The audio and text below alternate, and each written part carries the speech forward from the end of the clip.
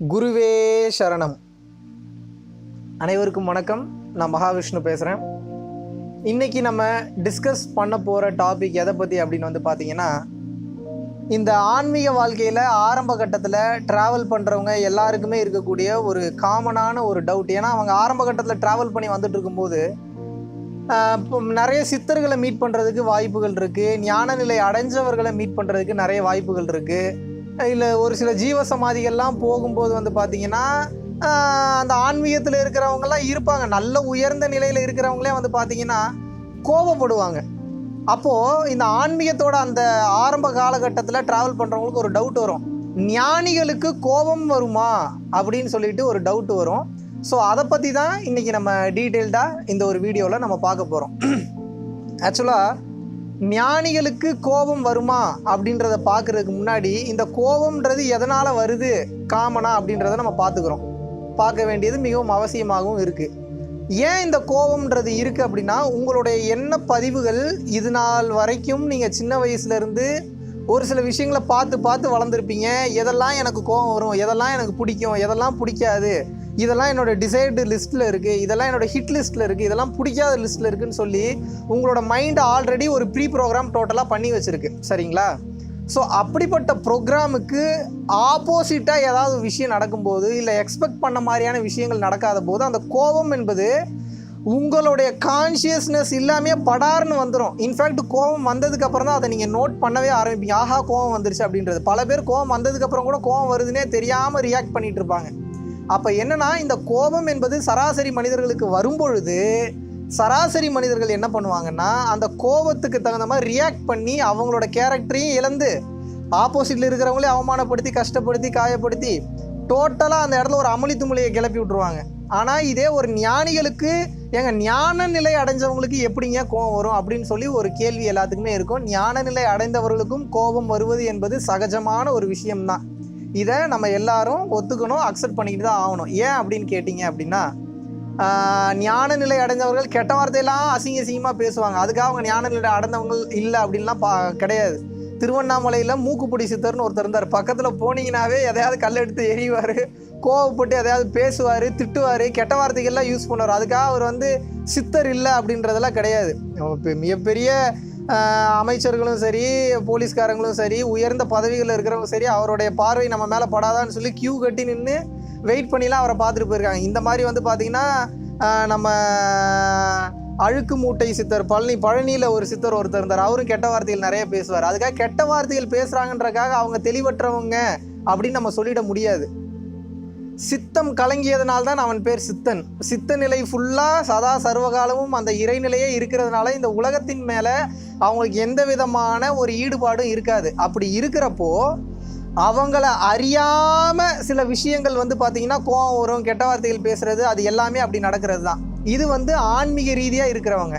இந்த ஞான ரீதியாக போகிறவங்களுக்கே சில பேருக்கு கோபம் வர்றது ரொம்ப ரொம்ப சகஜமான விஷயம். அதனால அவங்க ஞான நிலையில், மிக உயர்ந்த நிலையில் இல்லை அப்படின்னு நம்ம நிச்சயமாக சொல்லவே முடியாது. ஏன் சொல்ல முடியாது அப்படின்னா, அந்த ஞான நிலை வந்தவர்களுக்கும் சராசரி மனிதர்களுக்கு இடையில ஒரு சின்ன நூலளவு தான் வித்தியாசம்.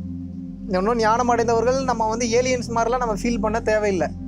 ஞானம் அடைஞ்சவங்களுக்கும் சராசரி மனிதர்களுக்கும் ஒரு சின்ன நூலளவு டிஃப்ரென்ஸ் தான் இருக்கும். ஆனால் அந்த சின்ன நூலளவு டிஃப்ரென்ஸுன்றது ஒரு சராசரி மனிதனை ரொம்ப கீழ் லெவல்லையும், ஞானம் பெற்றவங்களை மிக உயர்ந்த நிலையிலையும் காட்டும். ஏன்னா அந்த உலகத்தின் பாதையில் அந்த பக்குவத்தில் அவங்க வர்றப்போ அப்படி ஞானியாக கருதப்படுவாங்க, மகான்களாக பார்ப்பாங்க. அது எதனால் அப்போது ஞானிகளுக்கும் சராசரி மனிதர்களுக்கும் டிஃப்ரென்ஸ் என்னன்னு கேட்டிங்கன்னா, இந்த சராசரி மனிதர்கள் கோபம் வந்துருச்சுன்னு வைங்க, அவன் எப்படி அப்படி பண்ணலாம், அவன் பண்ணது தப்பு, அவன் என்னதான் இருந்தாலும் அப்படி பண்ணிடக்கூடாதுன்னு சொல்லி அந்த கோபத்தை விடாமல் இழுத்து பிடிச்சிக்கிட்டே இருப்பாங்க. இதுதான் சராசரி மனிதர்கள். ஆனால் ஞானம் அடைஞ்சவர்கள் எப்படின்னா, அவங்களுக்கும் சராசரி மனிதர்களுக்கும் ஒரே மாதிரி தான் ட்ரிப்பாகும். அது படார்னு கோவம் வந்துடும் உங்களோட கான்சியஸ் இல்லாமல். ஆனால் ஞானிகள் என்ன பண்ணுவாங்கன்னா, கோவம் வந்த உடனே அதுக்கு படார்னு ரியாக்ட் பண்ண மாட்டாங்க. அதே மாதிரி கோவம் வந்துருச்சுன்னா கூட அதை ஒரு பிரவாகமாக கடந்து போகட்டும்னு சொல்லி ஃப்ரீயாக விட்டுருவாங்க. இந்த உடல் அளவில் அவங்களுக்கு கோபம் வந்தாலும் சரி அது ஒரே ஃபீல் தான், துக்கம் வந்தாலும் ஒரே ஃபீல் தான், சந்தோஷம் வந்தாலும் ஒரே ஃபீல் தான், காம உணர்வு வந்தாலும் ஒரே ஃபீல் தான். இந்த உடல் அளவில் அவங்களுக்கு எந்த மாதிரியான ஒரு ரசாயன மாற்றத்தினால எந்த மாதிரியான ஒரு அவுட்கம் வந்தாலும் அது எல்லாத்தையும் ஒரே ஃபீலாக தான் அவங்க பார்ப்பாங்க. ஆனால் மனிதர்கள் தான் சந்தோஷம் உயர்ந்தது, துக்கம் தாழ்ந்தது, சோகம் வந்து ரொம்ப மோசமானது, இந்த மாதிரி பிரித்து பார்க்கறதுனால தான் பிரச்சனைகள் வருது. ஆனால் ஞானிகளுக்கு கோபம் வருதுன்னா கோபம் வரும். ஆனால் கோபத்தை வந்து பார்த்தீங்கன்னா பிடிச்சி வச்சுக்கிட்டே இருக்க மாட்டாங்க, படாருன்னு அந்த கோபத்தை விட்டுருவாங்க. ஒரு சில ஞானிகள் என்ன பண்ணுவாங்கன்னா கோவப்பட்டு திட்டிட்டு படாருன்னு விட்டுருவாங்க. ஒரு சில ஞானிகள் அந்த கோபத்திலேயே இருப்பாங்க. ஆனால் வந்து பார்த்திங்கன்னா ஒருத்தனை அழிக்கணுன்ற எண்ணம் வந்து அவங்களுக்கு இருக்காது. இந்த மாதிரி பல வகையான ஞானிகள் இருக்காங்க. ஞான மார்க்கம் என்பது ரொம்ப டிஃப்ரெண்ட்டானது, யோக மார்க்கம் என்பது டிஃப்ரெண்ட்டானது. ஆன்மீக நிலையில் மேன்மை நிலை அடைந்தவர்கள் இந்த மாதிரியான ஒரு கட்டத்தில் இந்த மாதிரியான ஒரு லெவல்லலாம் இருப்பாங்க. அதனால் அவங்களை ஆராய்ச்சி செய்ய வேண்டியது நம்மளுடைய அவசியம் இல்லை. ஏன்னா ரிஷி மூலம் நதி மூலம் பார்க்க வேண்டாம். நம்ம என்ன மூலத்தில் இருக்குன்றதை பார்த்து நம்ம செல்ஃப் ரியலைஸ் பண்ணிட்டோம்னாவே இந்த உலகம் என்ன அப்படின்றது தெரிஞ்சிடும்.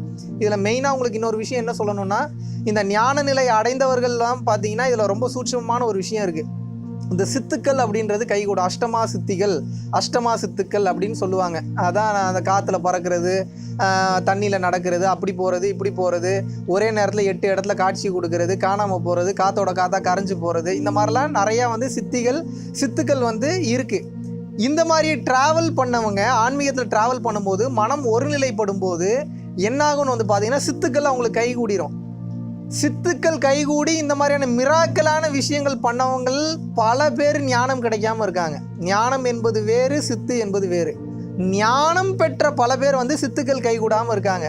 அப்போ என்ன இதில் நீங்கள் தெரிஞ்சுக்கணும்னா, சித்துக்களை விட உயர்ந்த நிலை எதுன்னு கேட்டிங்கன்னா அந்த விடுதலை என்கிற அந்த முக்தி நிலை தான் பெரிய விஷயமே தவிர, இந்த சித்துக்கள் என்பது இந்த உலகத்தில் ஒரு ஜாலக் வேலைகள் காட்டுறதுக்கு, ஒரு பில்டப் பண்ணுறதுக்கு, பார்த்தியா எனக்கு சக்தி வந்துருச்சு, பார்த்தியா நான் இதை பண்ணுறேன், பார்த்தியா அதை பண்ணுறேன், பார்த்தியா சூப்பர் நேச்சுரல் பவர் வந்துருச்சு பார்த்தியான்னு சொல்லி மற்றவங்களை என்டர்டெயின் பண்ணுறதுக்கு தான் அது யூஸ்ஃபுல்லாக இருக்குமே தவிர, ஒரு ஆன்மீக பாதையில் இருக்கக்கூடிய ஒரு சராசரி மனிதன் ஒரு மேன்மை நிலை அடைந்து பிறவா பெருநிலை அடையணும் அப்படின்ற ஒரு நிலைக்கு, முக்தி நிலைக்கு வந்து இந்த சித்துக்கள் என்பது தடையாகத்தான் இருக்குமே தவிர அது எந்த வகையிலும் உபயோகமாக இருக்காது. ஸோ அந்த சித்துக்களை தாண்டிய உயர்ந்த நிலை தான் அந்த முக்தி நிலைன்றது, அந்த ஞான நிலைன்றது. ஸோ அந்த ஞான நிலை தான் இருக்கிறதுலே மிக மிக உயர்ந்த நிலை. அப்போ ஞானிகளுக்கு கோபம் வருமா? நிச்சயம் கோபம் வரும். ஆனால் அவங்களுக்கு நம்மளுக்கு என்ன டிஃப்ரென்ஸு? ரொம்ப சின்ன டிஃப்ரென்ஸ் தான். கோபம் வந்துருச்சுன்னா நம்ம பிடிச்சி வச்சுக்கிட்டே இருப்போம். நாள் கணக்கில் இல்லை, வருஷ கணக்கில் பிடிச்சி வச்சுக்கிட்டு இருப்போம். 10 வருஷம் 20 வருஷம் ஆனாலும் அந்த கோபம் போகாது. ஆனால் அடுத்த செகண்ட் அவங்க அதை விட்டு உதறிட்டு போயிட்டே இருப்பாங்க. அடுத்து என்ன, வாட் நெக்ஸ்ட் அப்படின்றத பார்த்துட்டு போயிட்டு இருப்பாங்க. இதுதான் ஞானிகளுக்கும் சராசரி மனிதர்களுக்கும் இருக்கக்கூடிய வித்தியாசம். மீண்டும் ஒரு வித்தியாசமான டாப்பிக்கில் உங்கள் அனைவரையும் வந்து சந்திக்கிறேன். நன்றி, வணக்கம்.